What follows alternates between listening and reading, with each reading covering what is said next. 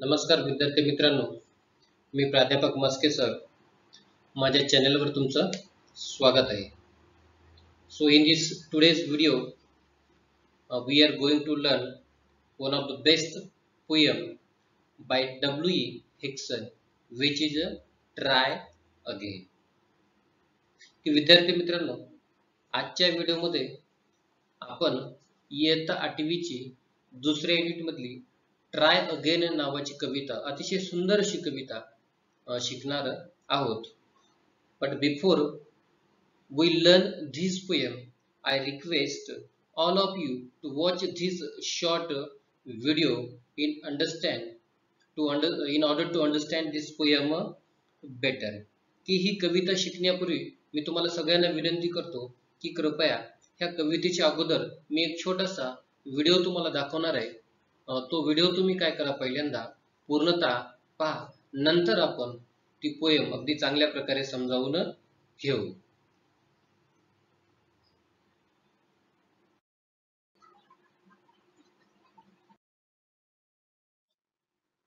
तर विद्यार्थी मित्रांनो, या छोट्याशा गोष्ट आपल्याला काय सांगते, तर ही छोटीशी गोष्ट म्हणजेच आपल्या कवितेचा सार आहे. या गोष्टीतून आपल्याला काय सांगते की आपण कितीही जरी आपल्याला अपयश आलं तरी आपण या अपयशातून आपण उंच अशी भरारी घेतली पाहिजे. किंबहुना आपण ही अपयश म्हणजेच आपल्या एका मोठ्या यशाची एक पायरी असते. आणि ही आपल्याला गोष्ट काय सांगते, तर try again, never give up. की आपण कधीच आशा सोडली नाही पाहिजे, तर पुन्हा पुन्हा काय केला पाहिजे, प्रयत्न केला पाहिजे. तर ही कविता देखील आपल्याला अशाच प्रकारे कोणती गोष्ट जर करायची असेल तर ती आपण काही सुरुवातीलाच त्या गोष्टीमध्ये अगदी निपुण होणार नाही. मग अनेक प्रयत्न आपल्याला करावे लागणार आहेत आणि अनेक प्रयत्न केल्यानंतरच ती गोष्ट, ती कला आपण अगदी चांगल्या प्रकारे अवगत करू शकणार आहोत. चला तर मग आता या कवितेचा सार पाहूया. The poem Try Again is about the importance of optimism, courage and hope in one's success. A beautiful poem by the British poet W. Hickson, Try Again deals with the complexity of human behavior and the importance of optimism and never giving up on the success of a person. तर ही जी कविता आहे की आपल्या जीवनामध्ये आशावाद, धाडस किंवा आशा, एखाद्याच्या यशामध्ये या गोष्टींचं किती महत्व असतं ते आपल्याला सांगते. W.E. हिक्सन नावाची जी ब्रिटिश पोएट आहे, ती ट्राय अगेन याच गोष्टीशी ही कविता निगडीत आहे.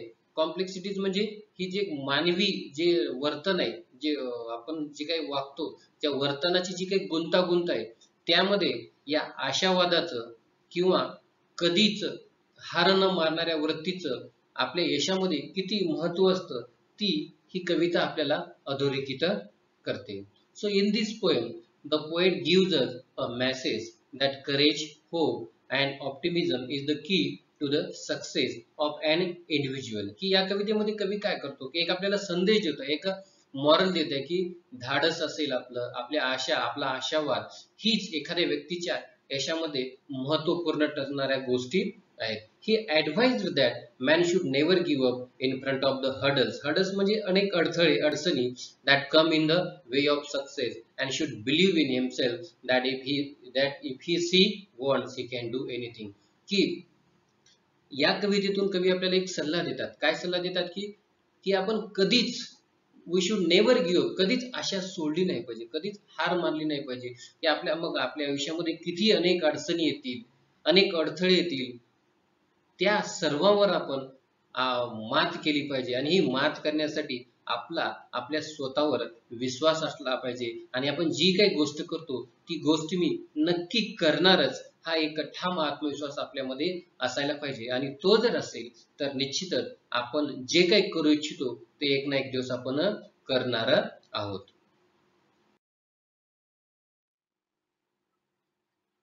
Try Again is a simple, reflective and moralizing poem gleaned by the pen of British poet William Edward Hickson. अतिशय साधी, आपल्याला काहीतरी बोध देणारी अशी एक कविता की विल्यम एडवर्ड हिक्सन यांच्या लेखणीतून प्रगट झालेली आहे.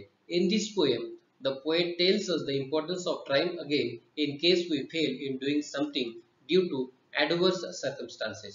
की कधी कधी प्रतिकूल परिस्थितीमध्ये आपण अपयशी होतो. मग अशाच प्रकारे अपयशी झाल्यानंतर पुन्हा पुन्हा प्रयत्न करण्याचं जे काही महत्व आहे तेच महत्व या कवितेमध्ये विल्यम एडवर्ड हिक्सन यांनी अधोरेखित केलेलं आहे. He said that we should continue trying again till we succeed. की आपण यशस्वी होईपर्यंत पुन्हा पुन्हा प्रयत्न करण्याची आपली जी चिकाटी आहे ती कदापि सोडली नाही पाहिजे. The speaker says if we fail in our first attempt we should not get disappointed. की आपण जर आपल्या पहिल्या प्रयत्नात जर अपयशी ठरलो तर आपण कदापिही निराश झालं नाही पाहिजे. We should try again because then we will become courageous. जर आपण पुन्हा पुन्हा प्रयत्न केला तरच आपण धाडशी होणार आहोत. If we proceed because of this courage we will conquer. जर आपण आपल्या धाडसाला जर एकवटून राहिलो, चिकटून राहिलो तर निश्चितच आपण एक दिवस जे काही करणार आहोत त्याच्यावर आपण मात करणार आहोत. The speaker admits that when we try again we may fail once or twice. की कवी देखील मान्य करतात की आपण जर एखादी गोष्ट करायची ठरवली तर आपण अगदी पहिल्यांदा, दुसऱ्यांदा, तिसऱ्यांदा अगदी आपण अपयशी ठरू शकतो. However if we keep on trying we will succeed. पण आपण जरी सुरुवातीच्या 1-2 प्रयत्न, 2-4 प्रयत्न जरी अपयशी ठरलो तरी आपण ही प्रयत्न करण्याची गोष्ट मात्र कदापि सोडली नाही पाहिजे. तरच आपण एक ना एक दिवस नक्की यशस्वी होऊ. If we do not win race we should not give up trying again in same. की आपण एखादी वेळी जर एखादी शर्यत, एखादी स्पर्धा जिंकलो नाही तर पुन्हा प्रयत्न करण्याची आपल्याला कदापि लाज वाटली नाही पाहिजे. Moreover if we find our task difficult to accomplish we should not lose heart. की आपलं जे ध्येय आहे ते ध्येय ते पूर्ण करणं सुरुवातीला जरी आपल्याला अवघड वाटत असलं तरी आपण आशा सोडली नाही पाहिजे. Time will bring us our fruit of labour we can also do what other people can do but it needs patience. की आपल्या कठोर मेहनतीचे फळ आपल्याला एक ना एक दिवस नक्कीच भेटणार आहे. त्यामुळं जर आपण स्वतःवर एक संयम ठेवला आणि त्याच संयमाने, जिद्दीने, चिकाटीने जर पुन्हा पुन्हा प्रयत्न करत राहिलो तर निश्चितच आपण आपल्याला हवी जी असलेली गोष्ट एक दिवस नक्कीच करू. यात मात्र तीळ मात्र शंका नाही.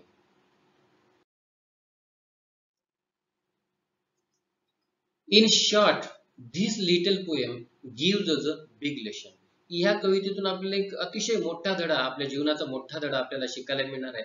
It gives us a message of hope, courage, hard work, perseverance and optimism. की ह्या गोष्टींचं मानवी जीवनामध्ये किती महत्व असतं ते महत्व या कवितेमध्ये अधोरेखित केलेलं आहे. We should always keep this message in mind to be crown with victory in our lives. की आपण एक ना एक दिवस नक्की यशस्वी होऊ यावर आपला ठाम विश्वास पाहिजे आणि ह्याच विश्वासाने आपण आपल्या आयुष्यामध्ये येणाऱ्या अनेक अडचणीवर मात करत एक दिवस यशस्वी झालं पाहिजे.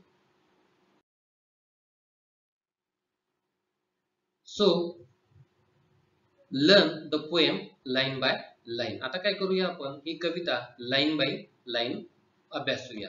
It's a lesson you should heed, try again. If at first you don't succeed, try again. Then your courage should appear, for if you will persevere, you will conquer, never fear, try again. Tease या शब्दाचा अर्थ काय हो? Shorten from of it is. It is या शब्दाचं ते संक्षिप्त रूप आहे. आणि हीड म्हणजे या ठिकाणी काय? पे अटेन्शन, लक्ष देणे. प्रिझर्व म्हणजे काय? Keep trying till one achieve. की एखादी गोष्ट मिळेपर्यंत आपण ती पुन्हा पुन्हा काय केलं पाहिजे? प्रयत्न केला पाहिजे. It's a lesson you should heed.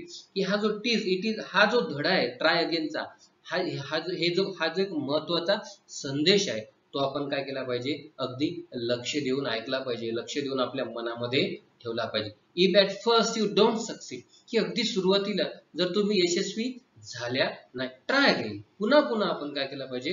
प्रयत्न केला पाहिजे. Then your courage should appear, for if you will persevere.